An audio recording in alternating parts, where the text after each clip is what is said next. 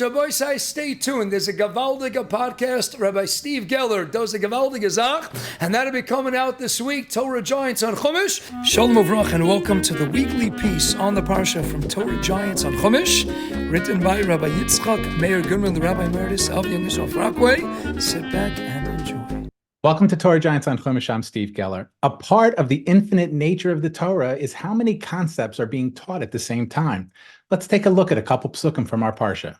Vayikra 14:2, Zos tiyeh Torah Metzora. This shall be the law regarding the person who has tzaras. On the day of his purification, v'huva el Kohen, he shall be brought to the Kohen. The next pasuk, and the Kohen shall go out beyond the encampment. The Kohen shall see, and behold, the skin eruption of tzaras has healed from the person with tzaras. Many have noted the obvious contradiction here. First pasuk, the leper is coming to the Kohen. And then in the second pasuk, the Kohen is going to the leper. A perfect and simple solution is given in the Be'er Yosef by Rav Yosef Salant. The Mishnah in Kalayim rules that a leper is sent out of the camp only if he lives in a walled city because of the special sacred nature of walled cities. This is the halacha as recorded by the Rambam in Hilchas Tumas Tzaras, and it is not open to debate. So if the Kohen and the leper are in an open city, the leper can come to the Kohen, as in our pasuk 14:2. If the Kohen is in a walled city, he will have to go out to the leper, as we see in the next pasuk 14:3. Why this unique distinction in the leper's rules? Should he not have been sent out of any city into isolation as part of his purification process for speaking gossip and evil talk? The Gemara in Erechim records a comment by Rav Yossi ben Zimra in which Hashem says to the tongue, all of man's limbs are vertical and yours are horizontal. All of his limbs are external and yours are internal. And I have even surrounded you with two walls of bone and flesh. What else should have been added? You tongue of trickery. Clearly, the point here is that with all of this protection and surrounding walls, the tongue should have been able to control its foolish prattle and slept horizontally. So now it's very good. The punishment is measure for measure. Just as it broke out of its surrounding walls of bone and flesh to speak improperly, it is sent forth from the walled city. Once the gossiper has learned his lesson and placed his tongue inside his protective walls, he is welcomed back into the holy walled city again. This approach may also clarify a strange Gemara in Yuma that records several evil omens that took place 40 years before the destruction of the Second Temple. Among them, however, is the miracle that the gates of the inner and outer courts of the temple would swing open every day.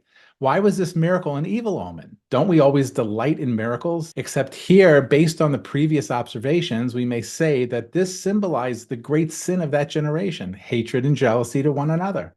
As the Chofetz Chaim writes in the introduction to his famous volume, this is the father of gossip and evil talk. The opening of these gates was a message to the people that their own mouths, gates of bone and flesh, were always open and functioning improperly, and that would lead to a great destruction. So as we enter into the holy holiday of Pesach, the very emphasis of the Yom Tov is speaking. Sipor Yetzias Mitzrayim.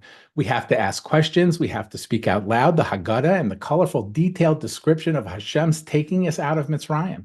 We have to engage each other in conversations about these events. How perfect that Hashem gives us the Mida Keneged Mida commandment of using our tongue for the highest of votive Kedusha, recalling Hashem's miracles, freeing us from slavery, breaking us out of the walls we were imprisoned by. How interesting to think that this magical mitzvah could be a kapara for using our ability to speak to harm each other. And while we're exploring this metaphor, surely it's just a coincidence that at many parts of the Seder we recline, more horizontally than normal, possibly to remind us that this is the tongue's natural state when not speaking words of Kedusha, resting horizontal within its walls, as in the walls we were not allowed to leave on that last night in Mitzrayim. Just a thought. You want to know another holy way to use the power of communication? By liking this video, subscribing to our YouTube channel, and hitting the share button, which copies the link to this video, allowing you to paste it to friends and family on Facebook, emails, texts, and your many WhatsApp groups. Everyone will appreciate you for it, and it's the easiest mitzvah of Talmud Torah you can do while helping realize the potential of Rabbi Goodman's life's work, Torah Giants on Chumash. We go to yeshiva to learn, that's Torah. We seek closeness to Gedolim, that's Torah.